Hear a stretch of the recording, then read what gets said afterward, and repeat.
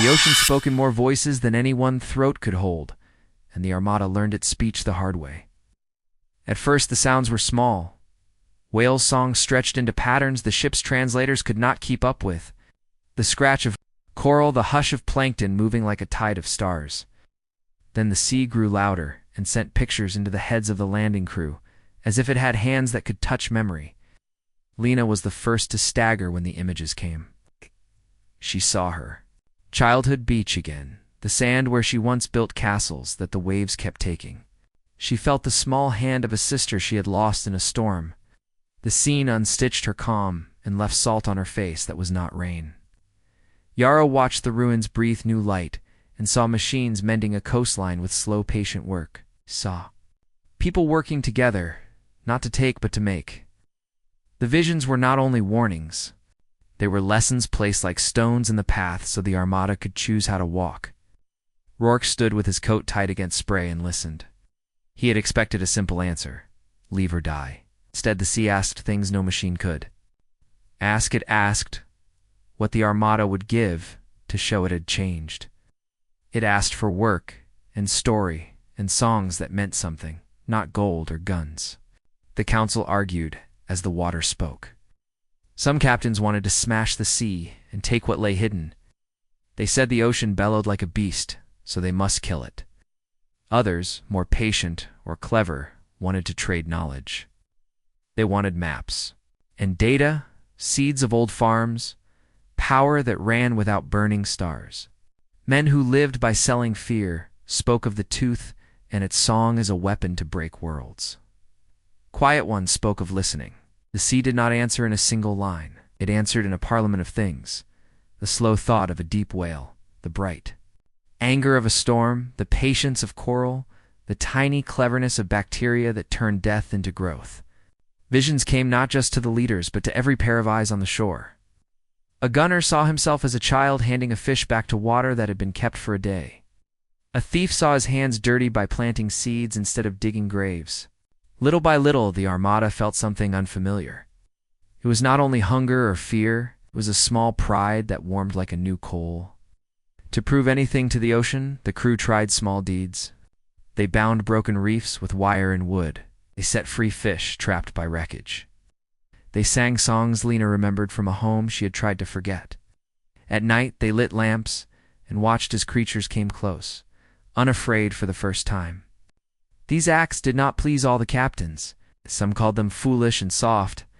Rourke grew angry with those men, but he also watched how the sea kept testing them. When they mended a coral wall, a current pushed a small colony of glassshell creatures toward safety. When they fixed a ruined sprayer, the water cleared and fish returned. Each action was short and hard and needed the stubborn hands only humans seem to have. The ocean's tests were never simple. It did not take what it wanted with one sweep. It showed them a city underwater, carved with scripts and gears. Showed them the faces of people who had built guardians long ago. Showed them a ledger of debts and favors. The voice asked them then to read and understand, not to steal at sight. A bright captain named Kess tried to answer in the language of weapons. He ordered a mining platform to pull close and tear into the trench where the ocean kept a crown of light. The platform hummed and anchors burned and men cheered. For a moment they thought they had beaten the test. The sea did not strike back.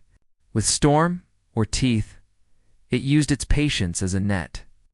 Currents moved like hands and took the mining platform as if it were a toy. It spun it gently and then began to carry it toward the glowing trench, not to crush, but to show. The platform's lights blinked and thin alarms rang. Men on its decks grabbed railings and cursed the water that had always served them. Rourke felt the deck pitch under his boots and watched the old coal of greed flare in Kess's eyes. He tried to call the captain back, to tell him the sea had offered lessons, not loot. But Kess would not listen. He tightened engines and screamed at the water as if it were a robber. Below the waves, a shape uncoiled that had watched the Armada since they first cut the air. It was older than any engine and kinder than any blade. It moved like a slow thought and lifted the platform as if it weighed nothing. Men on the platform shouted into radios that found no reply. The trench gleamed like a wound filled with stars, and the current pushed like a hand that would not let go. Lena cried out, and Yarrow's hands held the tooth until it hummed in answer. The ocean's many voices joined into one for a single line inside the heads of every listener. It did not threaten, did not promise. It only said that tests had begun, and that choice would have a price measured in the small things people kept. The platform crossed the lip of the trench and was pulled toward light. The Armada watched with mouths open and hearts tight. Rourke felt the old rules crumble in his chest, and something new, sharp and honest, take their place. The ocean's parliament had spoken, and now the Armada would speak back. The sea kept secrets like a slow heartbeat, and the Armada found one of them that moved. Under the glow of lanterns and the cold blue light from their suits, the landing crew saw shapes half buried in sand and coral. They looked like shipwrecks. At first, then they saw ribs and teeth bigger than houses and gears wrapped in kelp. Machines and beasts lay together as if one had fed the other and then slept. Yarrow knelt and ran his fingers along a jaw the size of a gate. It felt warm where the water touched it, and in that warmth, Yarrow felt a memory that was not his. He tasted salt and old oil and the careful hands of people who had built guardians to keep the coasts. Lena stood a little back, her hood wet and her eyes wide. She had learned to read the sea's moods. She could tell when water held grief. She saw the stitched parts and the smooth metal plates that were grown, not forged. These guardians had been grown like reefs and forged like engines. Someone had made life and machine as one. The crew moved around the slumbering giants with the quiet of thieves in a chapel. Some men reached for teeth and tendons with greedy hands. Some took pictures and plans. Rourke walked among them and thought of all the things he had taken without thought. He had expected weapons, or treasure, or simple power. He did not expect to find proof that men here once tried to save their world. A scientist from the Armada pried loose a plate and found lines carved under the metal. The lines formed a map and a small piece of code that hummed like a lullaby. When the code woke, the map did not show battles. It showed gardens and rules, written so that machines would heal when people were gone. The map spoke of a pact that linked blood to machine. It said that guardians would wake to judge the hands that came later. The word judge made a chill run through the landing team like a wind through a hollow mast. "We do not wake them," one captain said. "We sell their parts and buy a dozen worlds." Another laughed and spat. "Who will stop us? The fish?" Kess still wanted the crown of light. He wanted tools to bend storms and break cities. He wanted the tooth and the map and the power to sell. But the map did something the Armada had not planned for. It sang to the air and found a tone in the men. It found the DNA in those who had human blood. It is not a thing many pirates think about. They take, they leave, and they do not ask much of themselves. The Guardians were different. They were not made to kill for greed. They were made to guard. What was left? And the men tried to cut a cord that looked like bone and cable. The giants stirred. At first it was a small motion, like a giant turning in sleep. A fin twitched a mile below. Then a low sound rolled up from the trench and touched the hull of the nearest ship like the hand of a slow god. Machines that had been part animal rose and unfolded like flowers mixed with metal. Their eyes were lamps and their mouths were plates that closed around whole boats. The landing team scrambled. Men who had mocked the sea now shouted prayers to anything that would hear. Yarrow threw himself between a guardian's foot and a seaman who had fallen. He used his shoulder like a brace and felt bone and wire move under his hands. The guardian's skin was cold and soft and strong. It smelled of salt and copper and the iron that lives in blood. Lena sang without thinking. Ow! The lullaby from a ruined shore came into her mouth and carried across the water. The guardian paused. It lifted its head and looked like a mountain that turned its face. The light in its eye was a slow sunrise. It did not speak with a voice at first. It spoke in pictures and tides. It showed the builders of long ago, the hands that set rules into gear, the faces that told machines to heal. It showed the wars. That came after, and the slow emptying of cities. Then it looked at the men on the sand and placed their images side by side. saw a child with dirt on his knuckles and a captain with oil under his nails. It searched for the thread that linked makers to the new faces. When it found the thread, it made a sound that shook sand into their boots. The Guardians could tell when a hand had once made good things. It could read the shape of minds and DNA. In song and small acts, Yarrow's palm was on the Guardian's jaw, and he felt a soft answer under his skin. The Guardian pressed a tiny pulse into his hand that matched his own heart.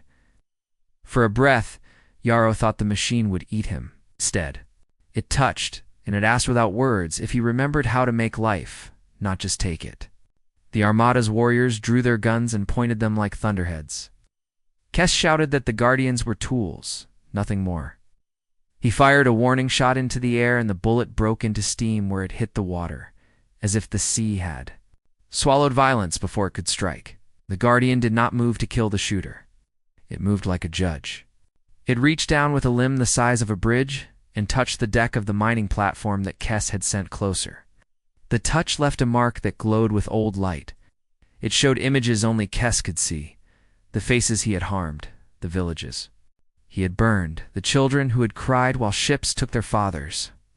The light showed also the small kind things Kes had done that he had forgotten.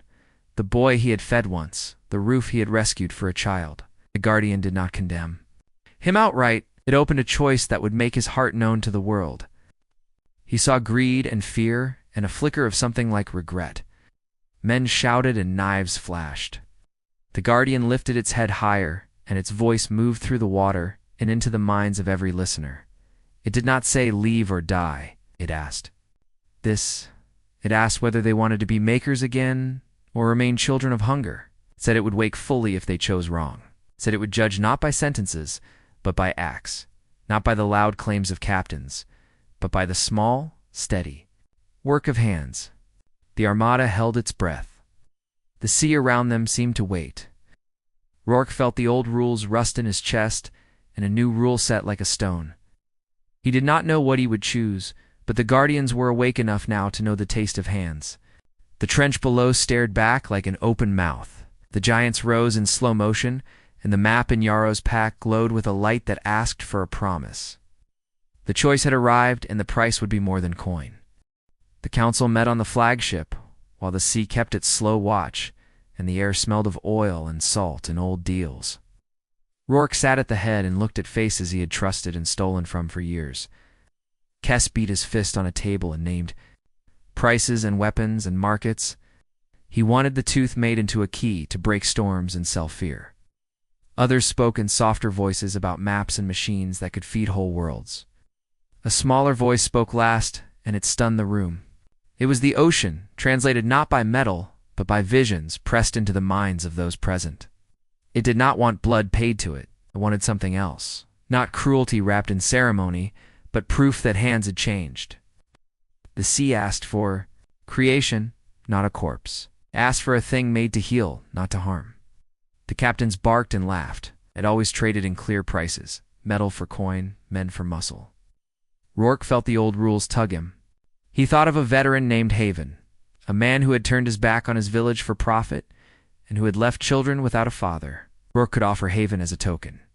He could give a name and claim mercy bought by fear. It would be easy, and it would be true in the old language. He thought of the veteran's face and the price some captains would pay for the show. He stood and walked toward the stern, where the tooth hummed in a cradle of cloth. The ship's translators whispered the ocean's patience into his ear. Rourke lifted the tooth and felt the hum answer like a throat. He thought of promises broken and of small, stubborn truths that had kept him from falling completely. He called for Haven and told the man he would be given his choice. The room held its breath. Haven stepped forward with a limp and with hands that had seen both bread and blade. He did not plead, offered what he had. The ocean answered in a laugh that tasted like rain and did not accept the bargain.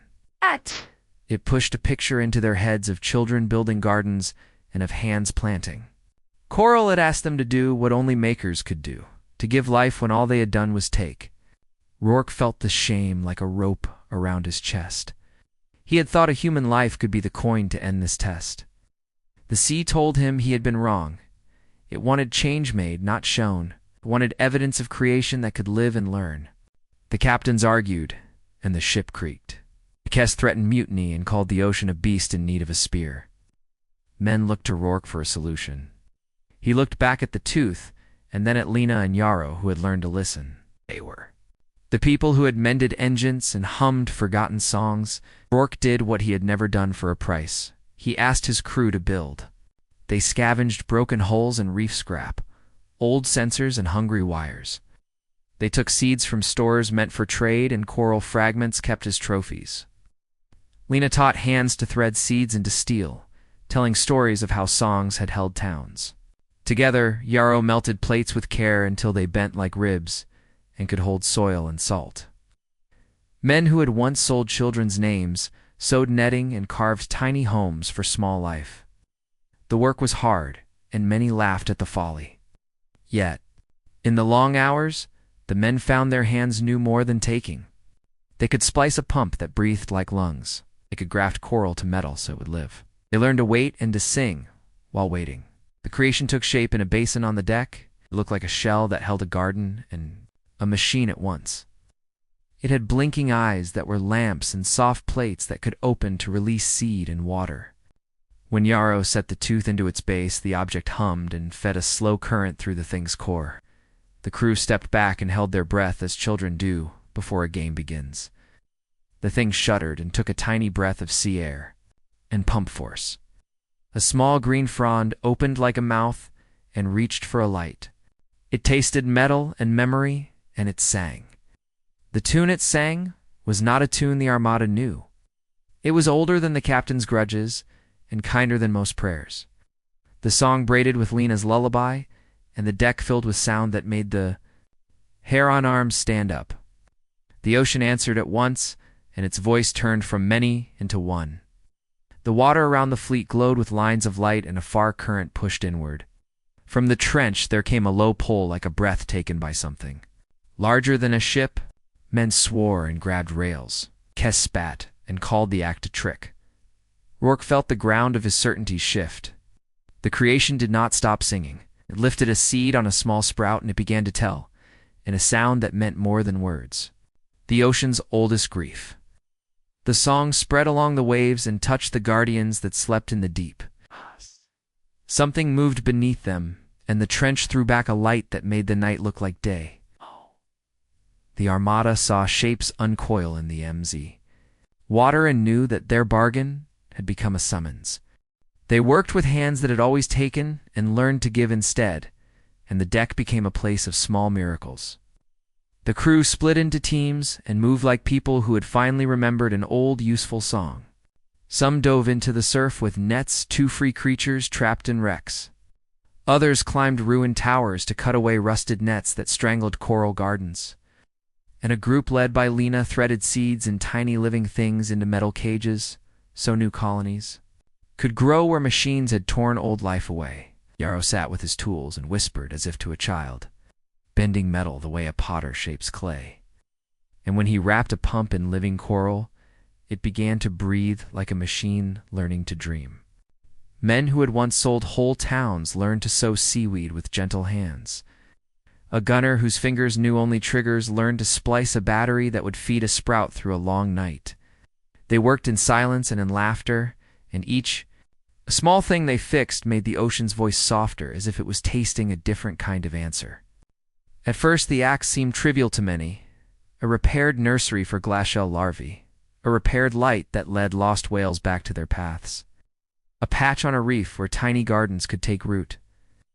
But the sea kept score not in coin, but in care, and it replied in little ways that added up. Schools of fish returned where they had been chased away. An old seal came to rest on the hull and let a child aboard stroke it without fear. The Tooth the Armada had stolen sat in the middle of their basin, like a seed, waiting in dark soil. And when Yarrow hummed without thinking, a tune his grandmother once sang to him, the Tooth vibrated, and the new creation on deck blinked like a living thing waking up. Lena found herself singing the lullaby louder, and the sound moved across water and metal and flesh, until even the guardians far below seemed to stutter in their sleep. The song did something no engine could. It carried memory. In its bones, A guardian lifted a limb and uncurled a patch of its back to reveal a garden grown where once a dock had been. It showed in soft, shining images that very act of planting had once saved a town. People watched and felt small and large at the same time. Rourke walked among them with oil on his hands and a new kind of weight in his chest. He had offered men to the sea as payment and been refused. Now he watched men give work and watched life return, and the iron in him changed like metal tempered in a different fire. The Armada kept a careful watch, because not all change comes gentle. Kes and those who wanted power watched with hard faces, and they counted every seed and seedling as a delay to profit. They murmured of mutiny and market of teeth used for money, but the ocean answered with more than gardens. One night, when the new creation on deck opened a small eye and let out a clear tone, the water over the trench parted in a thin ribbon of light. The current pulled back as if a curtain were drawn, and in the gap they saw movement, not the violent surge they had feared, but a corridor of glass and living light, for an artery leading down into ruins that had once been cities. The basin device sang, and the sound slipped into that bright corridor like a key. Dro felt a hand on his shoulder and did not jump. Instead, he looked down the lighted path and saw shapes like towers under the sea. The ocean offered more. An invitation to walk where once people walked, to read what those people had left. The Armada lowered a single boat, silent as a thought, and the small crew moved along the corridor with lamps that painted the wrecks in pale gold. Walls on either side were carved with figures and with tools and with lists of names. The stone itself had been grown to remember. In one chamber, under a vault of glass shell and living pipe, they found an engraving that stopped every breath on the deck above. The words were simple, cut into coral and backed with metal that would not fade. We were not alone. We left pieces. The sentence spread through their minds like salt in a wound and like balm to a bruise at the same time. It told them that the guardians had been made by hands that knew they might fail, and that those hands had left help in hides and codes, and in living things for a future that might learn. Some in the crew wept a little, and some laughed, as if too much truth had been poured into the world at once. Rourke put his palm to the cold letters, and felt a map underneath, a set of marks that promised a core and a place where the guardians tied their judgment to machine law. He knew then why Kes still looked like a storm ready to break. The core could power or punish, could make storms obey or make a weapon out of the sea itself. The corridor hummed, and the tooth pulsed in Rourke's bag like a heartbeat that answered the city's call. Far above, on the flagship, the tide of opinion broke into open fear and hunger. Men whispered of seizing the core and bending the guardians. 2 new masters. Rourke heard their voices like knives being sharpened. The ocean watched and did not speak, but the guardians below had woken enough to listen. Jarro straightened and wiped salt from his face and knew that the next choice would be louder than any they had made so far. The Armada split like a scar when Kes moved with men who still smelled of old markets and new knives. And they came for the core with engines that roared like hungry beasts. They thought speed and fire would win. They did not expect patience, or people who knew how to bend small things to big effects. Rourke watched from the deck as the mutineers cut loose a line and raced toward the glass corridor that led into the city's heart. The guardians below rose in slow motion, lamps like moons turning. But Kes flew past them with greed in his eyes, and men on guns who would shoot through anything that breathed. Yarrow had not slept. He had wired secret fails into hull plates and tuned pumps to sing a single note that matched the tooth's hum. Lena moved like a shadow with a song on her lips, and children hidden in corners, because she had learned that saving the small could save the large. When Kes's men hit the corridor, their lights flashed like warning stamps, and 100 alarms cried out. The guardians did not strike with teeth. They moved with a law older than war. They lifted nets and currents and pulled the mutineers into a slow web that trapped engines but spared men. Kes thought himself a captain and tried to cut his way free. He fired into the water, and his bullets boiled into steam.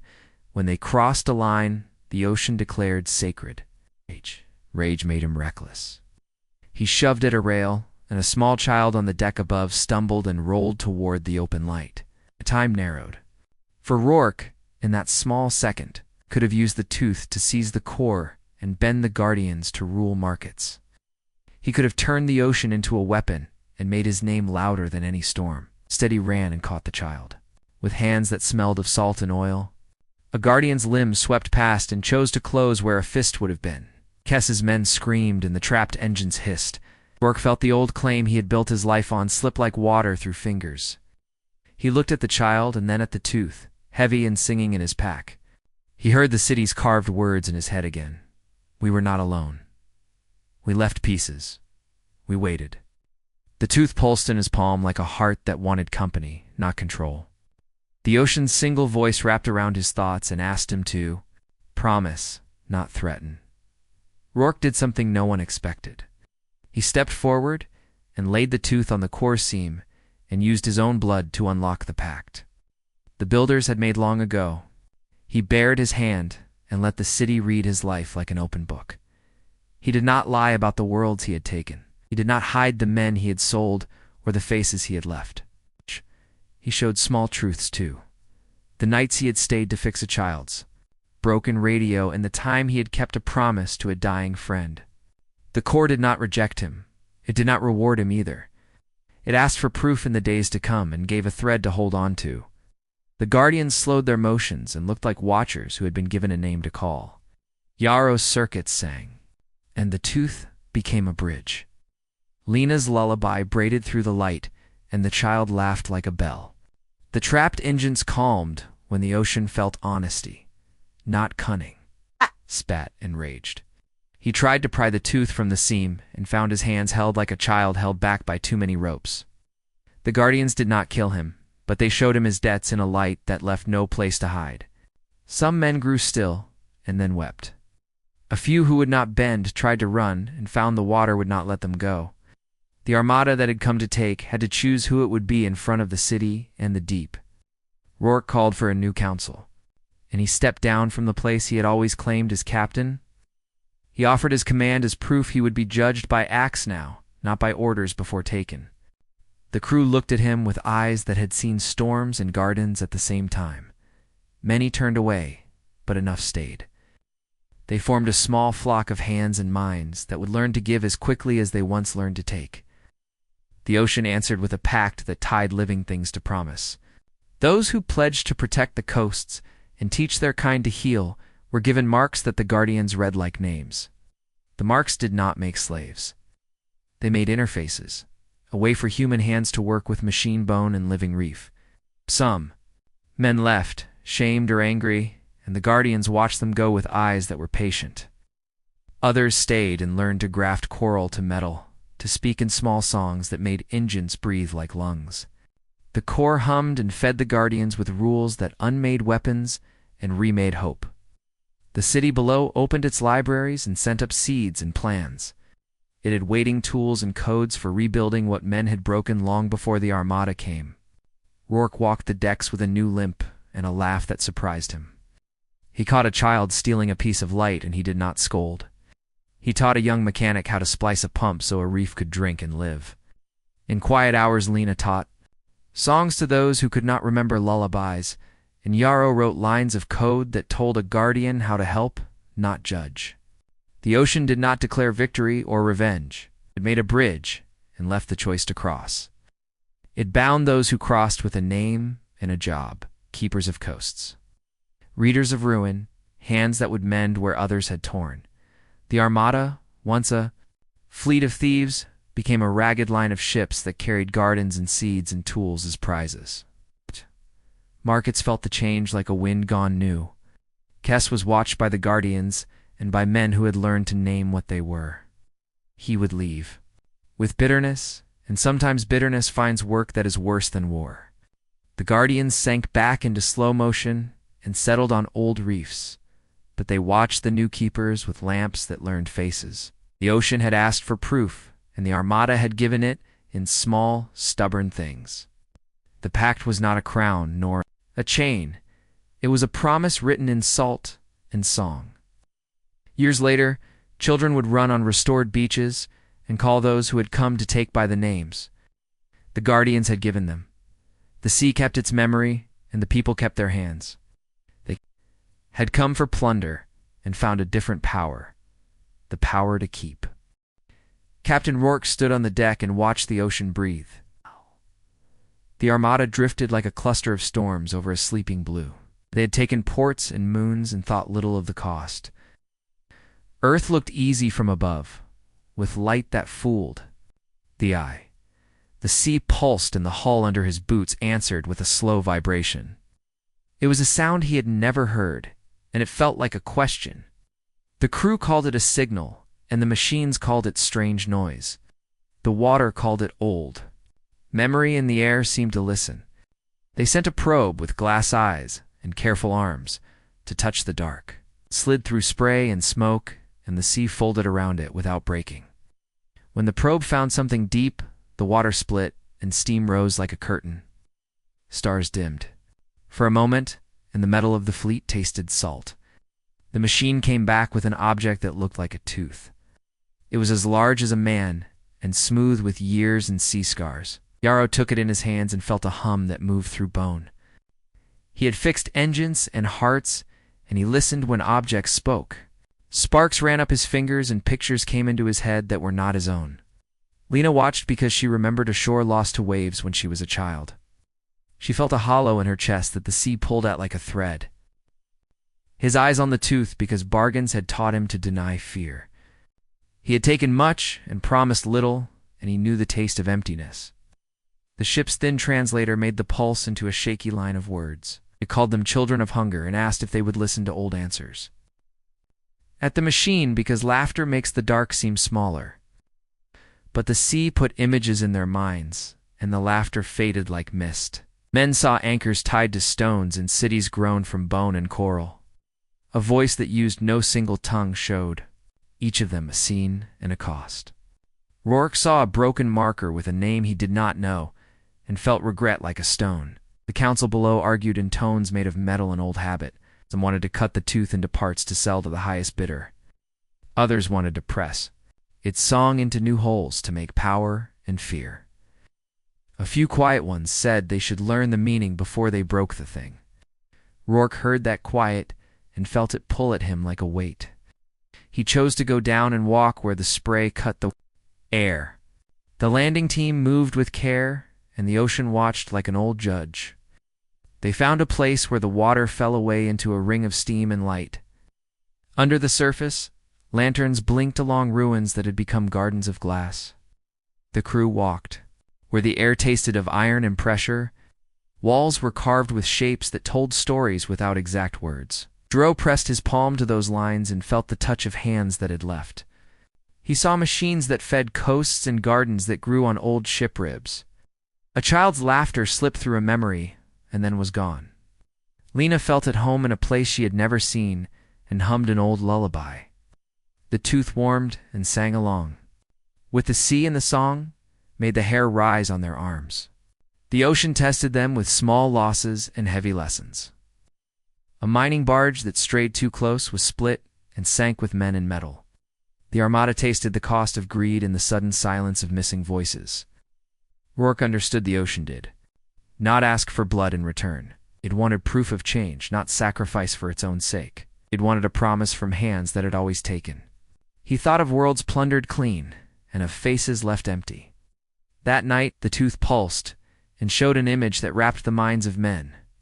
Guardians rose like towers of coral bone and wire, made to guard and heal. They had been forged long ago by hands that now belonged to song and story. They did not want the tooth used as a blade or a key for war. Yarrow felt the object asking for an oath rather than a lock. Rourke felt his hand close around the tooth and his heart beat like a drum. Promises had broken him yet, they had taught him small, stubborn truths. In the morning, the Armada split men between watch and study. Some would learn the shape of the ruins and speak to the water. Others would stand guard and keep the tooth from hungry hands. As they moved, the sea hummed like something both amused and very old. It sent waves that smelled of memory and salt and old gardens. At the edge of a black trench, a rounded shape uncoiled and watched. It was neither fish nor storm, but something that rolled like a slow eye. The tooth answered with a tone like a laugh. The crew felt fear and hope together. Rourke had come to take, and his fingers were ready. The ocean waited, and the Armada stood at the lip of a new choice now.